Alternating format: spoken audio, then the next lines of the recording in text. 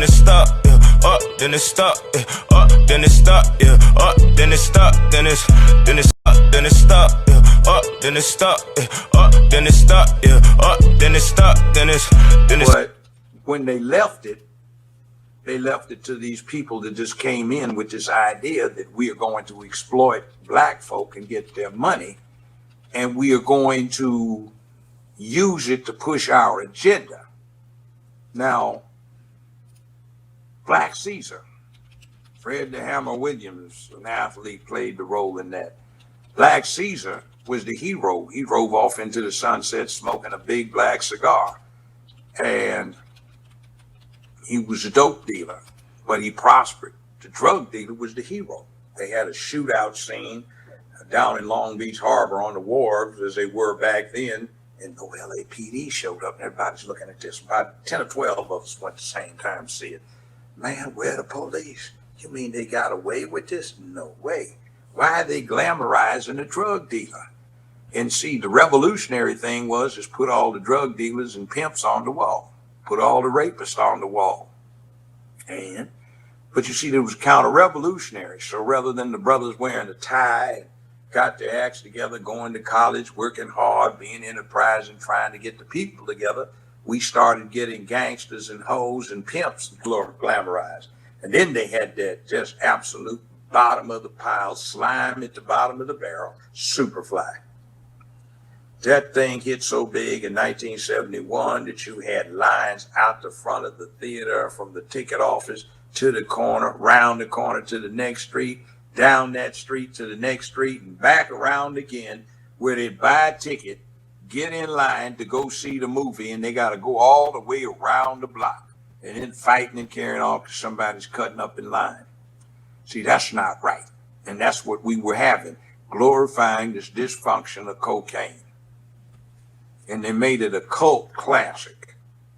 And they had 3 or 4 of these foolish movies, and everybody switched from afros and dashikis and jeans or fatigue jackets, ready for the revolution, to, you know, they got on these platform shoes, pimp hats, big wide pimp rims, pimp mobiles, pressing their hair again, and they trying to run the babes, you know, really nasty, really, really nasty. It just evolved.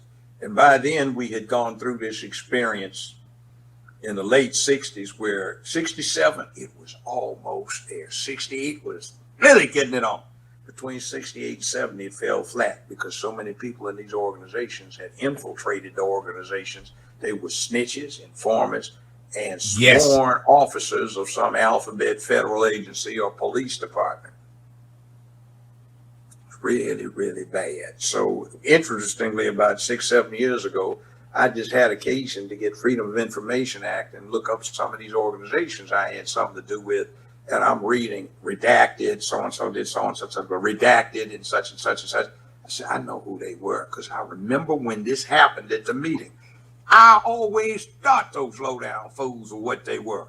See, and you start looking at, man, most of the people in the organization were working for somebody besides black folks. Right. Well, the man who put his hand to check to see if, I heard, and you can tell me if I'm wrong, the man who checked to see if MLK was dead while everybody else was pointing was working for the CIA. Yeah, well, he was the first formally declared agent, black agent for the CIA. They hired him. He wasn't even supposed to be on duty. King was dead. Nobody smothered him in the hospital. I was the last judge on that. They shot him from the fire station tower with a weapon that the FBI supplied.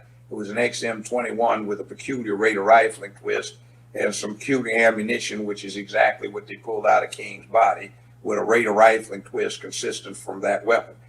Late December 1967, the FBI got 5 of them from the Defense Department on invoice.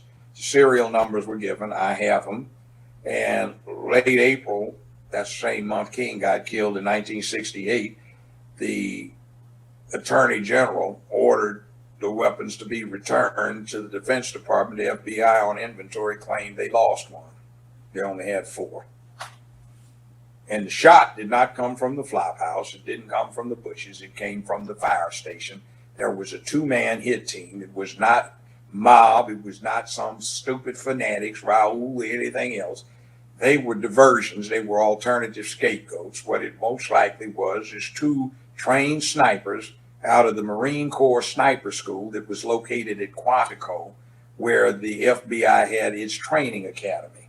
So they just walked over and the senior agent asked them to do one more duty, one more task for country. They would supply the clean weapons, the ammunition. They had everything zeroed, 3D table map of the thing, and they rehearsed it. They bamboozled King into staying at the Lorraine Motel, which was a whorehouse. It was an hourly wait place, and the prostitutes did their business there.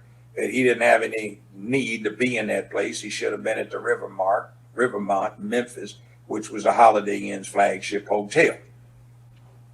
But somebody that Dick Gregory exposed got Dr. King as he was going out the east side of the building to bring him back to the west side, where he said, Dr. King, some of your fans are at the pool. And as Dick Gregory recorded, he asked the individual, Reverend Billy Kyles, said, why did you duck back in the door when you escorted King out on the balcony? And Kyles blurted out, I didn't want to get shot. Well, how'd you know there would be somebody getting shot? Well, I just had a feeling. Okay. So there's a lot more than meets the eye. There's a black cop named Ed Reddick that wouldn't leave the scene. He was on top of the fire station doing overwatch. When he refused, they sent 10 white cops down. They double handcuffed him and hog-tied his feet with a robe and unceremoniously dumped him into the backseat of the squad car and removed him. That's when Kyles calls his wife. We got an affidavit from her before she died. She said, the dinner was ready. I'm upset because it's getting dried out, so I'm going to make some gravy. So that's when all this stuff hits the fan. There was a black fireman up there they forgot about, so they had to call everything off until they got rid of him. They told him his son had been critically injured. He left to check. Nothing was wrong with the kid. He called to say he was coming back. They stopped everything until they got him squared away and say, oh, just take the day off, no penalty, since you're gone. And then, there were 6 black detectives and sergeants that were going to participate. And off the record, they tell a different story than their official version. Their official version was they were ordered to leave, and they went along with it. The off the record one is that their captain came down there and told them they'd be fired if they didn't leave. There was a threat against their lives, not King's, so they left in all kinds of poison. Jeez. I'm gonna say 2 things to you. So I'm gonna say 2 things to you then. Since I'm gonna throw on my tinfoil hat. I read where some agents who were with, you brought him up, LBJ, and I'm not talking about LeBron James. They said LBJ was ducking before one shot rang out. The Secret Service agent said when they heard the shots, they went to reach back to push him down, and he was already down. Do you believe? Well, I can tell you what happened on that. That wasn't in the Kennedy assassination. It certainly wasn't in on the King. If you've ever been shot at with a rifle, the bullet is hypersonic. It gets there way before the shot. So what happens is it leaves a shock wave. The bullet's fired. You don't hear the gun, but you hear a minor sonic boom, a crack when the bullet goes by you. Then you hear the gunshot. Oh. So to somebody it would look like he ducked before the gun went off. The gun went off. The bullet was just traveling about 2.5 times the speed of sound when it went by him. So he heard the crack, so you ducked. All right. Second thing, I don't want to step on any toes. I don't know. I'm just throwing stuff out because you know more than I do, especially since it happened in your backyard. There are people who have purported that Jesse Jackson helped point out that that's. He didn't have a damn thing to do with it. It was Billy Kyles. All right. I approached everybody, and I told them what I had found out. Rev.Jesse Jackson said, we got to get to the bottom of this, whatever we got to do. Okay. Ambassador Andrew Young said, this is funky. The story really needs to come out. We got to do what we got to do. Ben Hook said, let sleeping dogs lie. Billy Kyles said, let sleeping dogs lie. Everybody that my evidence showed was complicit said, let sleeping dogs lie. And Jesse said, we got to get to the bottom of it. Now, I'll tell you this. They were trying to discredit Jesse Jackson, so they put all that kind of lies and tales out on him to cast innuendo so he would look his credibility with black people. Remember, he ran for president twice. Mm-hmm. And he did pretty well. Didn't he win in South Carolina, I think? Yes. But see, compare him to that fake Bathhouse Berry. See, his whole premise, I'm one of the people, is fake. He's the richest somebody in the White House. And the reason he's so rich is because his daddy, one of the 10 or 15 richest men on earth, left everything in a trust fund operated out of Indonesia with 3 equal beneficiaries, one of whom is Barack Obama. So the man was rich. Business Insider reported his net income after taxes and expenses for 2018 at $570 million. Wow. What was apparently a $1.25 billion draw from his trust fund. So now you're making me revisit and think this. So now I want your opinion or your facts on this. But I remember when they caught the hot mic of what Jesse Jackson said, and it seemed like he was. Let me tell you what he was saying. Because now it sounds like he had a point. I was sitting on an airplane next to him for 3 hours, 4 hours. We were discussing this. He knew and I knew.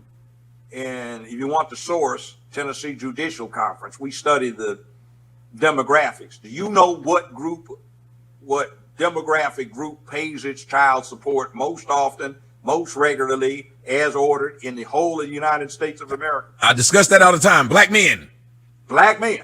So when Barack Obama got up there and started going, my brothers, we pay child support worse than anybody else in the country. It had not been 3 weeks since Jesse Jackson and I were discussing that on an airplane when he said, Daddy needs his balls cut off. And the mic was open. Yeah, because he was lying, he was fronting off, and he was pandering. Hey, this is your girl Nicole Reloaded. Make sure that you like, share, and subscribe, and all of that good Make sure you pay attention to this content disclaimer. Okay, I'm reloaded. If they ever ask about me, tell them I was more than just a great set of boobs. Nicole